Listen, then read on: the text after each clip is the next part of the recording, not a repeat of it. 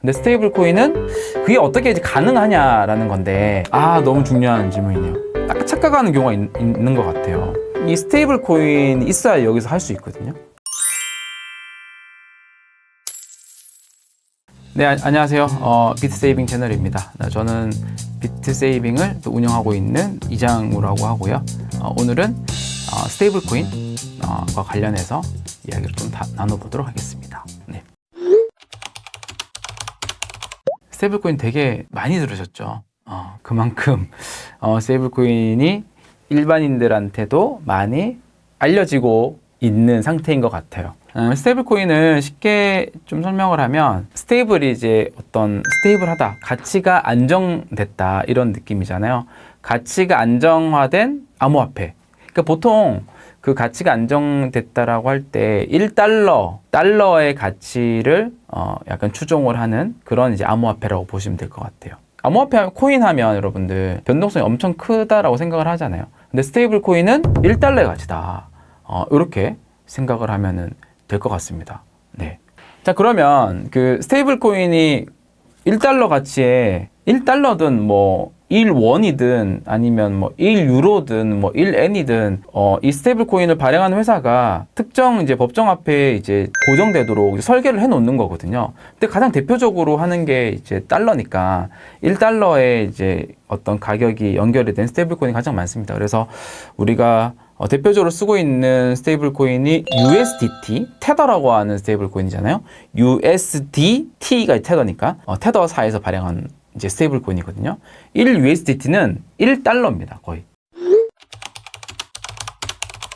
그게 어떻게 이제 가능하냐라는 건데, 이 가능한 이제 원리를 이제 생각을 해보면, 이제 스테이블 코인을 발행하는 회사가 있고요. 그리고 그 스테이블 코인을 발행한 회사는 스테이블 코인 예를 들어서 10억 테더를 발행을 했다라고 가정을 하면, 그 스테이블 코인을 발행한 회사는 10억 달러의 이제 그 담보 자산을 갖고 있어야 되는 거죠. 이해되시나요? 그래야 이 가치 유지가 되는 겁니다. 근데 가치가 유지되는 거는 약간 이해하기 쉽게는 그런 거예요. 이 회사가 이 스테이블 코인과 이 달러를 교환해 주는 역할을 한다라고 가정을 해보면, 그 1달러를 줬더니 1테더를 주네? 그죠? 그리고 1테더를 쓰다가 나중에 10테더를 보내줬더니 10달러를 그대로 돌려주네? 이게 계속 반복되다 보면 시장에 어떤 신뢰가 생기는 거죠? 1테더는 1달러 가치를 하는구나. 이런 신뢰가 생기는 거죠.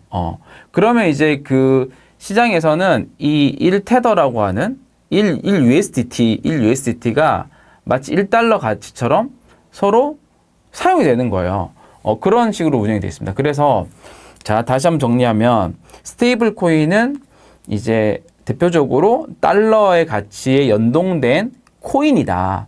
코인. 그 코인 종류 중에서 이 가치가 스테이블하다 그래서 스테이블 코인을 불린다.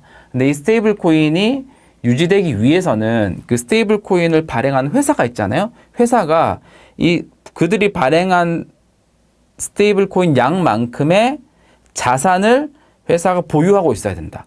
제가 지금은 대표적으로 가장 잘하고 있는 테더라는 회사, 오랫동안 살아남은 이 회사를 기준으로 하니까 너무 좋아 보이죠. 근데 스테이블 코인을 시도했던 회사들은 이 테더 말고도 엄청나게 많았어요. 그래서 어떤 회사들은 우리는 담보자산을 암호화폐로 갖고 있겠습니다. 어떤 회사들은 우리는 담보자산을 금으로 갖고 있겠습니다. 이런 약간 다양한 형태 했는데 이게 불투명하니까 망한 회사들이 많아요. 망한 회사들. 그러면 이제 스테이블 코인이 신뢰를 잃으려면 어떻게 해야 될까요? 어떻게 하면 시장에서 1 스테이블 코인이 1달러가 아니라 0.5달러 거래되는 거지. 폭락을 해서. 0.3달러 거래되는 거지. 이렇게 되는 거 우리가 뭐라고 부르냐면 디패깅이라고 부르거든요. 유지되지 않고. 뭔가 시장에서 어떤 이 회사에 대한 뭔가 있기 때문에 1달러 거래가 안 되고 무너지는 거잖아요. 어떤 경우에 이렇게 무너지는 게 생길까요? 담보자산이 가치가 하락하니까. 그렇죠. 담보 가치의 가산이 하락할 때, 즉 이 테더 회사에 대한 신뢰가 무너질 때, 저 회사 분명히 1조 달러 정도의 스테이블 코인을 발행을 해서 1조 달러 정도의 가치의 자산을 갖고 있어야 되는데 안 갖고 있을 것 같아. 왠지 이런 의심이 들 때 회사에 누군가가 그냥 돈 빼돌렸을 것 같아. 아니면 어딘가에 투자했는데 손해봤을 것 같아. 그러면 이거 무너져요. 혹시 그런 스테이블 코인 들어보셨나요? 대표 한국인이라 한번 들어보셨을 텐데 루나라고 하는 스테이블 들어보셨나요? 테라 2022년에 우리의 대한민국을 전 세계에 아주 안 좋게 알렸던 이제 스테이블 코인 회사죠. 그 루나라고 하는 코인이 있었고 테라라고 하는 스테이블 코인이 있었어요. 이 테라가 결국은 1달러의 가치 연동돼 거래가 시작이 됐던 거죠. 근데 이 테라의 가치를 받쳐주는 게 뭐냐?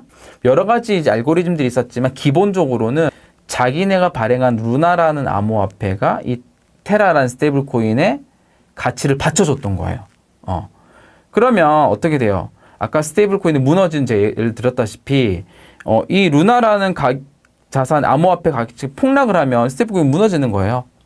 그래서 그 당시에 똑같은 이유로 무너졌죠. 그게 5조 원 정도 시총됐었는데 루나 암호화폐 가치가 폭락을 하면서 이 테라도 같이 무너지는, 테라가 무너지면서 루나도 같이 무너지는 요런 사태. 그래서 이 스테이블 코인 발행 회사는 이 담보 자산을 뭘로 하느냐, 회사의 기초 자산으로 표현해도 되겠네요. 이걸 뭘로 하느냐가 가장 중요하고, 이게 잘 유지되기 위해서는 스테이블 코인을 발행한 회사가 안전한 자산을 들고 있어야 된다. 신뢰 있는 자산. 이게 핵심이다. 자, 그럼 여기서 이제 또 질문이 나올 수도 있겠네요. 이 스테이블 코인 발행사에 그러면 수익 모델은 뭐냐? 수익 모델은 아까 그런 거잖아요. 1조 달러 정도의 돈이 들어와서 이걸 자산으로 바꿨어요. 그럼 이걸 예를 들어서 모두 다 미 국채를 샀다 가정해보기에 가장 안전한 미 국채를 사도 미 국채가 지금 장기채 같은 경우는 이자가 4% 정도 줘요. 4, 5% 정도. 또는 적을 때 2, 3%도 주거든요. 그러면 은행에 우리가 돈을 예금을 하면 은행에서 이자를 주잖아요. 근데 스테이블 코인을 갖고 있다고 해서 스테이블 코인에 이자를 주지는 않아요, 보통. 그러면 그 회사는 이 미 국채를 갖고 있었던 대가로 이자를 받는 게 다 회사 수익이에요. 은행이 바라볼 때는, 은행이 스테이블 코인 회사를 바라볼 때는 쉽게 얘기해서 그냥 뿔 빠는 비즈니스로 보이는 거죠. 은행은 고객한테 돈을 받아서 예대 마진이잖아요. 그 돈을 기업이나 이런 시장에 빌려주죠. 그래서 시장에 빌려줘서 이자를 뭐 한 5% 받으면 이제 은행에 돈을 맡긴 예금주한테 다시 뭐 2, 3%, 1, 2% 정도 이자를 주잖아요. 근데 스테이블 코인은 스테이블 코인 갖고 있는 사람한테 이자를 주지도 않아. 근데 자기네들은 그 돈을 가지고 새로운 데 투자해서 돈을 버니까. 그래서 여러분 그 테더라는 회사의 수익이 천문학적입니다. 그 글로벌 자산운용사 1위인 이제 블랙락보다 더 많은 수익을 거두곤 합니다. 근데 제가 요즘 그 스테이블 코인 얘기 듣다 보면 약간 착각하는 경우가 있는 것 같아요.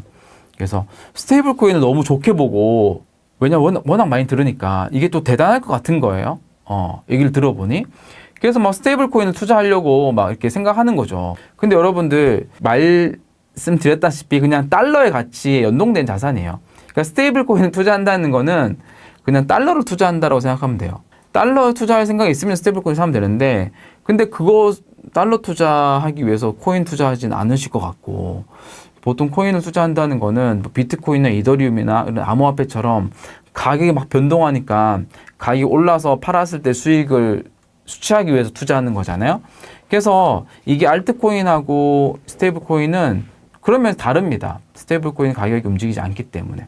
물론 아까 스테이블 코인을 발행을 하는 테더라는 회사가 너무나 큰 수익을 거두는 것처럼 이렇게 앞으로 중요해질 스테이블 코인을 발행하는 회사에 주식을 투자하는 거는 뭐 그럴 수 있을 것 같아요. 근데 스테이블 코인 자체를 뭐 투자 관점으로 본다거나 이럴 필요는 굳이 없어요. 이런 좀 특징이 있고요. 네. 너무 중요한 질문이네요. 달러가 있는데 스테이블 코인 왜 사냐? 그럼 스테이블 코인이 왜 태어났는지부터 보는 게 좋긴 하겠네요. 스테이블 코인이 주로 활성화된 시기는 2017년도부터였어요. 2017년도. 2017년도 초까지만 하더라도 우리가 암호화폐를 거래할 때 대부분의 거래는 뭘로 거래했는지 아세요? 위안화로 거래했어요. 위안화. 전 세계 여러 거래소들이 있었는데 특히 중국의 거래소들이 많았어요. 그래서 위안화를 가지고 비트코인을 사고 팔고 되게 많았고요. 즉 그 얘기 뭐냐면 중국에서 위안화를 가지고 비트코인을 사서 중국 밖으로 이제 비트코인을 빼낼 수 있잖아요. 그러니까 중국에서는 이제 그런 이제 자금을 해외로 이제 빼내기 위한 그런 수단으로 많이 쓰였던 거죠. 그래서 실제로 중국인들이 많이 썼고 중국 위안화로 거래되는 비중이 높았고 중국의 위안화로 거래되는 거래수도 많았고 그랬는데 2017년도에 이제 중국이 그 암호화폐 거래소들을 다 폐쇄시킵니다. 그 거래소들은 중국 밖으로 빠지게 되고 자 그러다 보니 어떤 게 생겼냐면 야 위안화 거래가 안 되니까 뭔가 법정화폐에 좀 연동이 된 안정된 코인이 있으면 그걸 기반으로 암호화폐를 거래할 수 있겠다. 그래서 이 거래소에 위안화 거래 마켓이 아니라 이 USDT를 거래하는 마켓이 등장하기 시작합니다. 그래서 테더를 어디서 많이 썼냐? 가장 첫 번째 흥행을 시킨 거는 그런 비트코인과 이더리움과 같은 암호화폐를 거래하기 위한 수단으로 테더가 쓰였어요. 거래소에서. 그렇게 해서 사용량이 많아졌죠. 근데 테더를 봤는데 시장이 2018년도에 하락장이잖아요. 2022년도에 하락장이잖아요. 근데 시장은 하락하는데 이 테더라고 하는 것의 수요가 줄어들지 않는 거예요. 봤더니 자국 통화의 가치가 매우 불안정한 곳들이 있어요. 이런 곳에서 이 테더의 수요가 막 늘어나는 거예요. 그러니까 그들은 다 금융 계좌들이 많이 없기 때문에 달러를 확보를 잘 못하거든요. 그러니까 자국 통화들이 아르헨티나만 해도 1년에 인플레이션이 300%예요, 300%. 4배씩 물가가 올라간다는 얘기고요. 중남미의 많은 국가들, 아프리카의 국가들은 자국 통화 가치가 무너져서 굉장히 고생을 하는데 그런 곳에서 자국 통화 대신 스테이블 코인 수요가 늘어나는 거죠. 이게 1달러니까. 그래서 이제 스테이블 코인 수요가 또 2차로 증가를 하고요. 또 하나는 거래소, 우리가 탈중앙화 금융이라는 곳이 있잖아요. 탈중앙화 금융, 디파이라고 부르죠. 이 탈중앙화 금융에는 법정화폐가 들어가지 않아요. 원화를 넣을 수도 없고 달러를 넣을 수도 없어요. 이 탈중앙화 금융에서 이 스테이블 코인을 활용해서 스마트 컨트랙을 들어봤죠. 스마트 컨트랙 기능들을 활용해서 크립토와 크립토, 암호화폐끼리 거래들. 여기서 거래라고 하면 담보대출도 있고요. 거래소와 같은 사고 파는 기능도 있고요.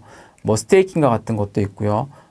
여러 가지 기능들이 있어요. 이런 것들이 이루어지면서 스테이블 코인의 수요가 많이 증가했다. 이렇게 좀 볼 수가 있을 것 같습니다.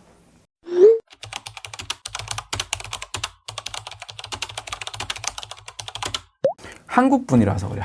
한국은 한국의 법정화폐로 암호화폐를 거래할 수 있는 글로벌에서 몇 안 돼 가장 잘 돼 있는 국가이기도 해요. 예를 들어서 베트남이라는 국가는 암호화폐 보유율이 글로벌 3위예요. 근데 베트남 돈이 동이에요, 동화를 넣고 암호화폐를 살 수 있는 거래소가 없어요. 희한하죠. 희한하죠. 우리나라는 우리 원화를 넣고 비트코인 살 수 있는 거래소가 업비트도 있고 빗썸도 있고 코인원도 있고 몇 군데 있잖아요. 그리고 간편 로그인부터 해서 너무 쉽잖아요. 근데 대부분의 국가는 그렇게 창이 잘 안 돼 있다. 한국 사람들도 스테이블 코인을 이용하는 이유는 많아요. 뭐냐면 글로벌 1위 거래소는 바이낸스예요. 한국 1위 거래소는 업비트죠. 근데 바이낸스에는 업비트에 없는 코인들도 많이 상장돼 있어요. 그러니까 바이낸스에서 내가 거래를 하고 싶으면 스테이블 코인 같은 걸 보내서 거기서 거래를 해야겠죠. 한국에 없는 코인들이 많으니까. 그리고 거기는 선물 레버리지 시장이 활성화돼 있어요. 한국에는 현물 시장만 돼 있으니까 그런 레버리지나 이런 이제 선물 거래를 하려고 하는 사람들도 해외 거래소 가죠. 그래서 이제 그런 여러 가지 이유 때문에 이제 그렇습니다. 그래서 누군가 이런 비유를 했는데요. 이 스테이블 코인이 마치 놀이 월드 있잖아. 롯데월드 같은. 롯데월드 들어가면 롯데월드 티켓을 가지고 다 이용을 하잖아요. 그러니까 이 암호화폐 시장이 이 롯데월드라고 하는 하나의 공간이라고 보면 이 암호화폐 시장에서 이 크립토 월드라고 표현하면 크립토 월드에서 뭔가 활동을 하고 거래를 하고 사고 팔려면 롯데월드 갈 때 그 티켓이 필요하듯이 이 스테이블 코인이 있어야 여기서 할 수 있거든요. 암호화폐가. 그런 용도로 왜 스테이블 코인이 필요하다. 근데 크립토 월드에서 뭔가 활동하려면 스테이블 코인을 가지고 들어가야 활동 가능하다. 이렇게 좀 이해하면 되지 않을까 싶습니다. 이렇게 스테이블 코인이 뭔지, 어떻게 구성이 되는지, 수익 모델이 뭔지, 이렇게 좀 얘기를 나눴었고요. 기존에는 어떤 국가도 이 스테이블 코인 발행에 대한 규제 프레임워크가 없었어요. 이게 규제나 법안이 없었어요. 이런 약간 불안정한 시장이었단 말이죠. 근데 그게 제가 이따 또 설명드리겠지만 미국에서 지니어스 액트라고 하는 법안을 2025년도에 딱 정하면서 이 규제 프레임워크가 딱 만들어졌습니다. 그래서 우리가 스테이블 코인을 이 시간에 2025년도에 유튜브 주제로 다시 한번 얘기해서 관심 받는 이유는 이런 이제 규제 프레임워크 안에 들어왔기 때문에, 제도권 안에 들어왔기 때문에 얘기를 할 수 있는 겁니다. 내용이 도움이 되나요?